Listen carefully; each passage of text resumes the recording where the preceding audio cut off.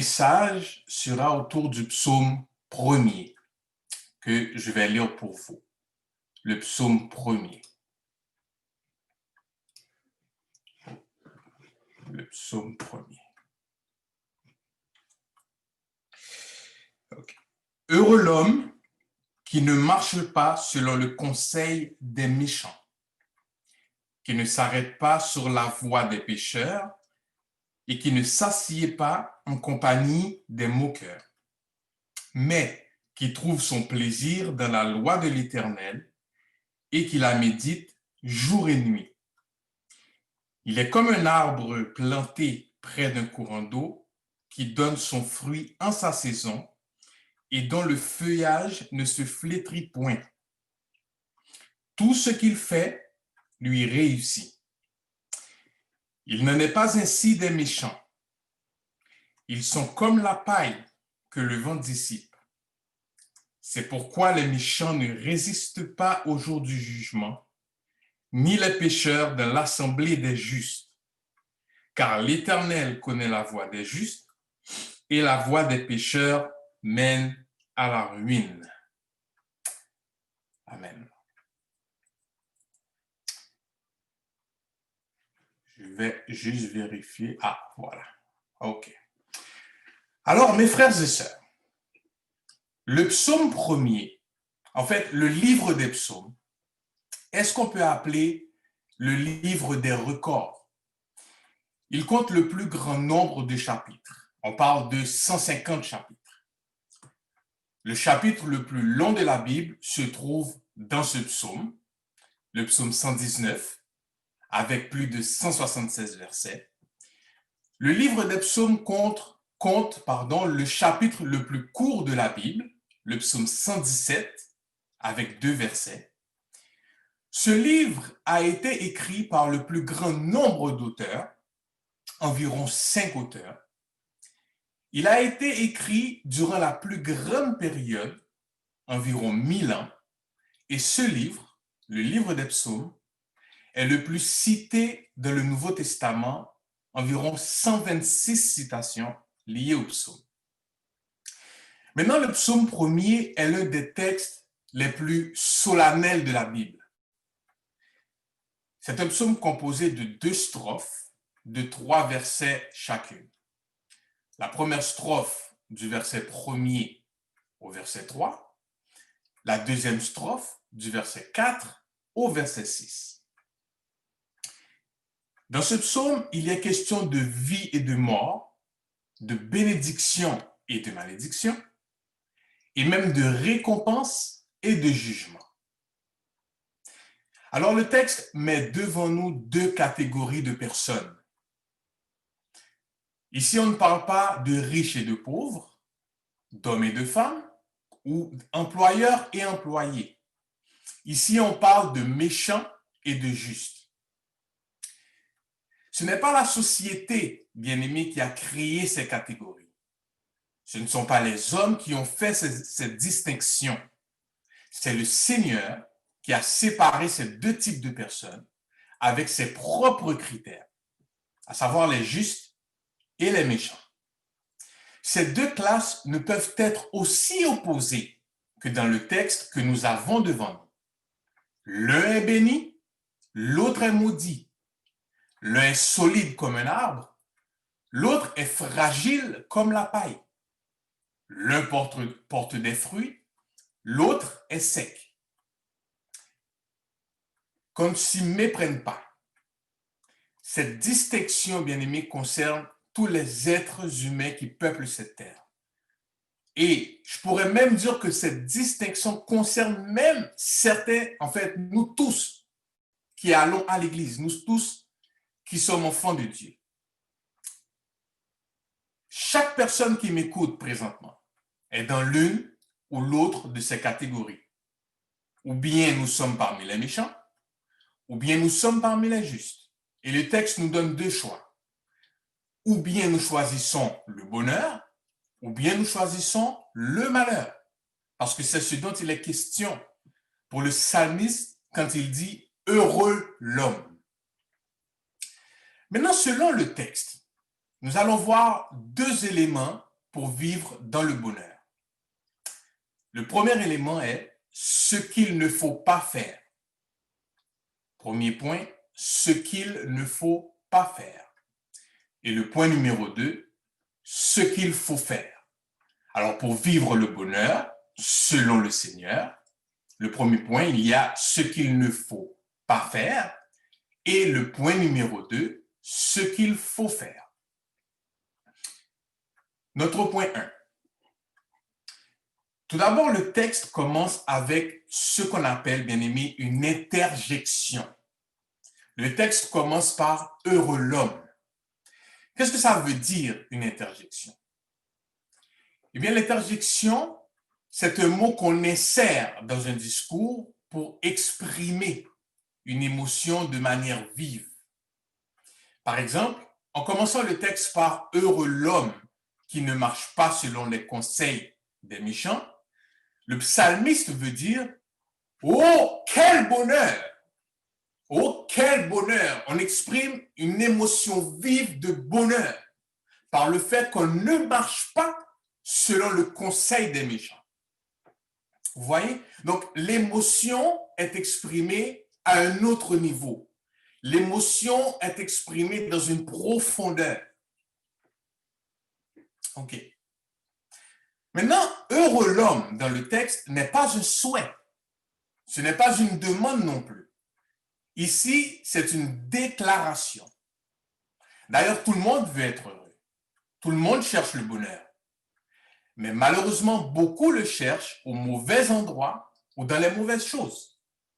Certaines personnes cherchent le bonheur dans le travail. Certaines personnes cherchent le bonheur dans l'argent et les biens matériels. Certaines personnes cherchent le bonheur dans la famille. Certaines personnes cherchent le bonheur dans la drogue, dans l'alcool, le jeu, le sexe, et j'en passe.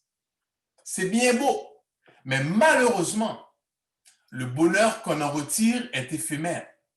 Maintenant, l'auteur dit « heureux l'homme ». De quel bonheur il parle si tout ce que j'ai cité est éphémère? Eh bien, frères et sœurs, il parle de bonheur qui ne dépend pas des circonstances, un bonheur qui ne dépend pas des gens, un bonheur qui ne dépend pas des biens de ce monde. Il parle d'un bonheur qui vient de l'Éternel et de sa parole, sa loi dans le texte, qu'on va développer un peu plus tard. Mais pour être heureux, il y a 3 choses que nous ne devons pas faire. Nous avons dit que le point numéro 1, c'était ce que nous ne devons pas faire. Donc, dans ce que nous ne devons pas faire, il y a 3 choses. A. Ne pas marcher selon les conseils des méchants. B. Ne pas s'arrêter sur la voie des pécheurs. Et C. Ne pas s'asseoir en compagnie des moqueurs. OK. Définissons les termes méchant, pécheur et moqueur. Méchant en hébreu, qu'on donne pour le terme racha, veut dire être hostile à Dieu.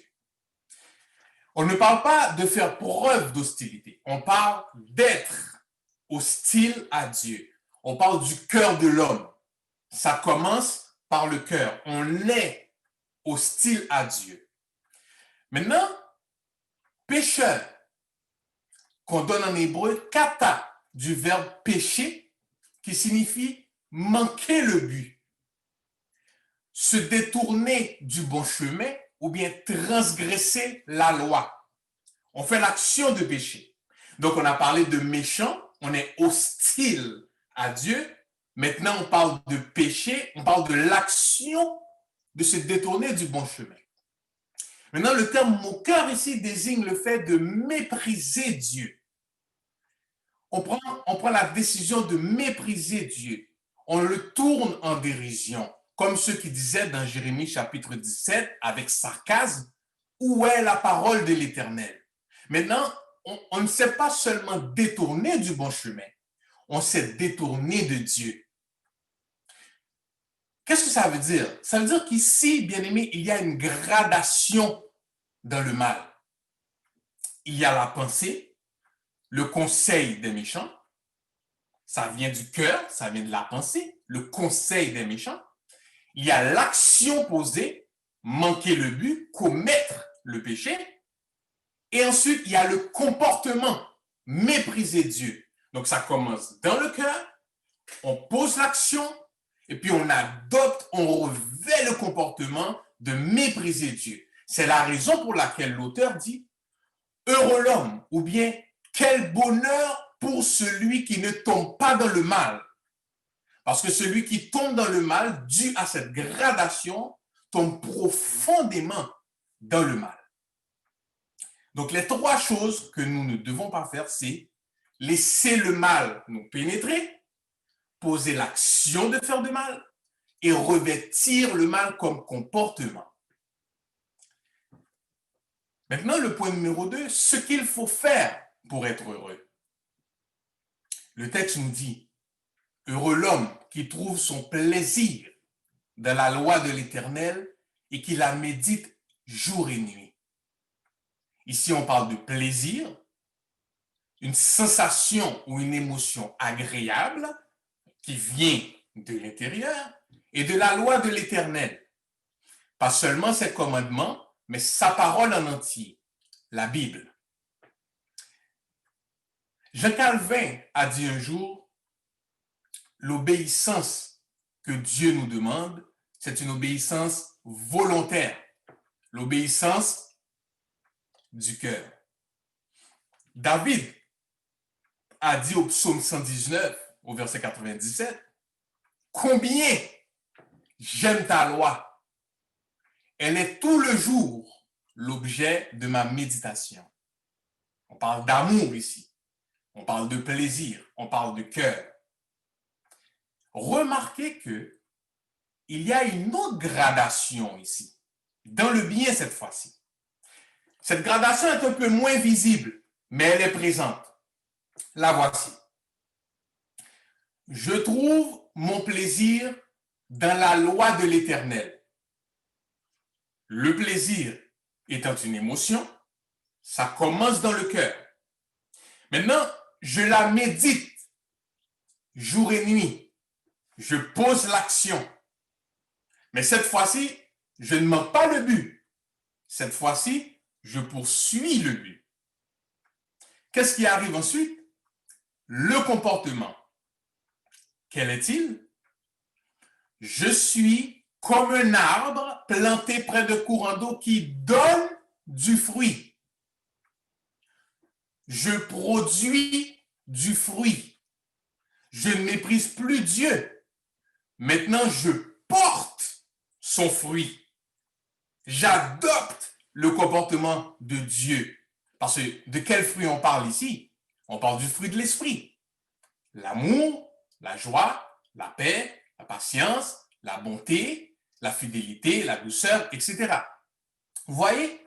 Donc, il y a une gradation aussi dans le bien. Il y a une progression. Donc, si on remarque bien dans le texte, il y a deux voies. La voie du bonheur, la voie du malheur. Dans la voie du malheur, dans ce qu'il ne faut pas faire, il y a une gradation. Ça vient dans le cœur, on est hostile à Dieu, on pose l'action de péché, et ensuite on adopte le comportement du pécheur en devenant mon cœur. Dans le bien, dans ce qu'il faut faire. Maintenant, on prend plaisir dans la loi de l'Éternel, dans la Bible, dans sa parole, ça vient du cœur, ça vient de ce qu'on ressent, le plaisir, en la méditant, en posant l'action, et ensuite on porte du fruit, on revêt le comportement.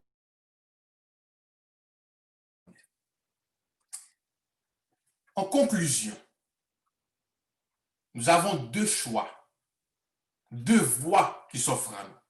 Comme on l'a mentionné, la voie du bonheur et d'après ce qu'on a pu voir, la voie du malheur. Et dans le texte, deux images nous sont présentées pour illustrer ce qui nous représente.